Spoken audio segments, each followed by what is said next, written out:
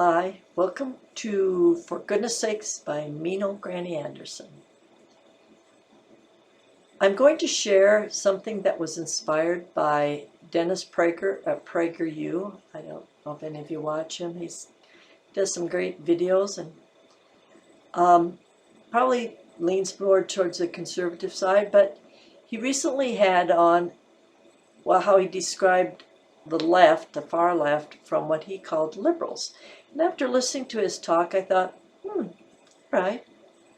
Because I have family and friends that would probably be defined as moderate liberals and moderate conservatives.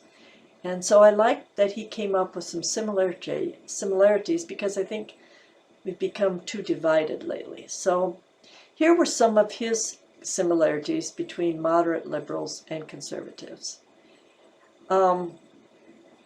Let's see. The first one he mentioned was race integration. And I'm not sure how he defined it. I kind of define it as that we really enjoy interacting with people of other races. We don't really judge people based on their race. And it's nice to interact with people that maybe have a little bit of different ways about them because of their race. And so the number two he called being race blind.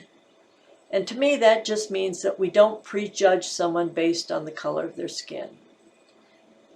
For me, I don't think I even hardly notice most of the time what the color of someone's skin is. It's just that isn't what makes them who they are. Number three that Dennis Prager mentioned that where liberals and conservatives agree is capitalism. He said that most people view that capitalism allows people to get out of poverty. If you start in poverty, you don't have to stay there because capitalism allows you to advance and learn and develop ways to financially support yourself. The fourth way that Dennis Prager talked about was that most of us agree with Abraham Lincoln that America is potentially the last best hope for mankind to survive and thrive. I guess I don't have a lot to say about that. I think that democracy and our form of government allows people to survive and thrive best. The fifth way that Dennis Prager said we agree, us, the liberals and the conservatives, we agree with Franklin Roosevelt that Christianity is important to civilization, even if you're not Christian yourself. You support the principle of loving treatment of others, which is, to me, the main function of what Christianity, the best part of Christianity. And the sixth thing that Dennis Prager said that we agree on is freedom of speech. We value that highly, the ability to speak out and say what we think. And this may be the most important place we agree of all. So anyway, after watching that, I woke up in the middle of the night one night, which seems to have become a regular occurrence, with the belief that there are many more areas my liberal family and friends agree with my conservative family and friends. So here's my list of the top 10 areas of agreement between liberals and conservatives. Number 10, we believe in a healthy, safe environment, which includes access to Mother Nature and a desire for clean air, water, and soil, as well as a healthy social, emotional environment where we can raise our children free of crime and drug abuse. And I also think that most of us agree that we need a healthy economic environment where small and large businesses can do well and people can find employment to support themselves and their families. So a healthy, safe environment. Number 9, most moderates agree that a strong work ethic is important. Rights and responsibility go together. The right to the good things in life, such as nice housing, food, quality medical care, well-paying jobs and work, comes from taking responsibility to earn those things for ourselves and our loved ones. It's kind of like the old advertisement, we make money the old-fashioned way, we earn it. And a right is a right when you take the responsibility for creating it. Now this one's kind of hard, I get kind of wordy on this, so I'll try not to be short, but number 8, I believe that men and women, most moderate, healthy, well-functioning people, see men and women as needing each other. We're not enemies.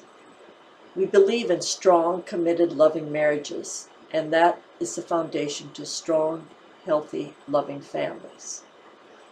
We need each other to create those loving, safe homes to raise our children. You can raise a child without a spouse, but it's just easier on everybody if you have a spouse to raise a strong, healthy, happy children with. And we believe in commitment to be faithful to our spouse. We think that's important, most of us. That healthy sexuality includes love and caring for your partner, not just physical pleasure. So men and women work together. We aren't enemies. We work together to make families, neighborhoods, communities, countries, and the world a better place to live. Number 7, where moderates agree, is love of democracy and appreciation for the freedoms in America and other countries where there's equality of opportunity to pursue life, liberty, and happiness, regardless of your race, gender, religion, etc., as long as you don't interfere with other people's right to do the same. Number 6, honesty and truthfulness. This is a real high value for most anyone, I think. And there's not a lot to say about it, except that honesty and truthfulness are the ethical and moral foundation to families, to communities, to government. We need to be honest and truthful.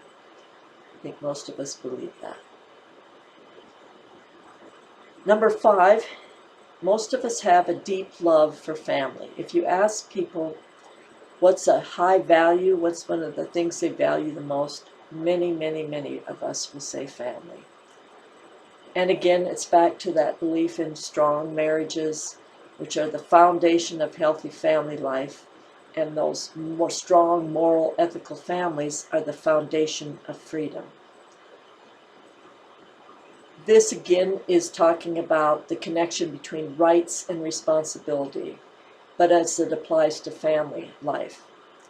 Mature, responsible adults take seriously the responsibility to provide and care for themselves and their loved ones. Number 4, love and caring for oneself, taking good care of yourself, and extending that out into your community and your neighborhoods. The golden rule, to love others as you love yourself, means you really have to care about others and yourself. Number 3, where moderates, liberals, and conservatives agree, is to be responsible to raise our children to have both roots, a strong, solid foundation, and wings, the ability to move out into the world and start their own lives and their own families.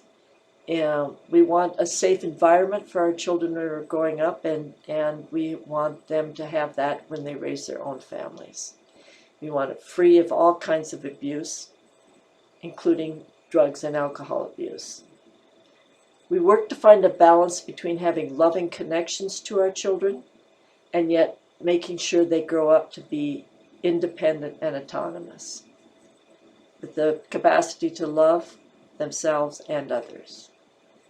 Number 2, in agreement. We agree in self-discipline, moral strength, and having ethical values. the importance of compassion for others, especially to defend the young, the elderly, and others unable to defend themselves. And number 1, this one's kind of a different one, but the love of pets.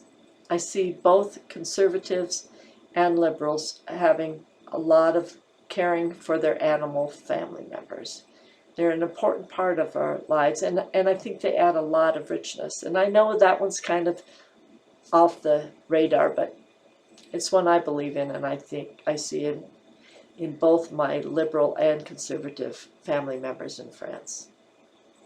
Okay, that's my current best shot at describing shared beliefs and attitudes of moderate liberals and conservatives alike. I'm sure there are other areas where we agree. These may not even be the best ones. And there may be those areas that I mentioned there where you don't agree with them, and you can still consider yourself a moderate liberal or conservative. But anyway, I gave it my best shot. If you have more areas where you think there is mostly agreement by reasonable, rational, caring people,